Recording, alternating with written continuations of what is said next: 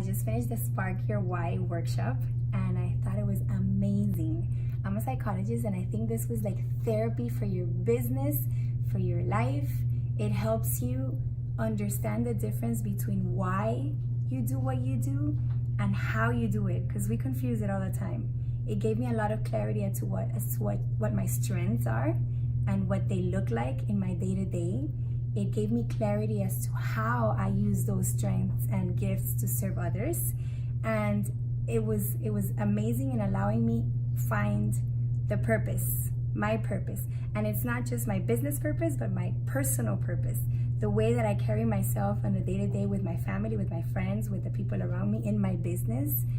I think everybody should do this. Like, not just if you're a business owner or an entrepreneur, although it'll be particularly helpful for you, but also if you're trying to understand what you live for and how you want to show up to the people that matter to you and you care about.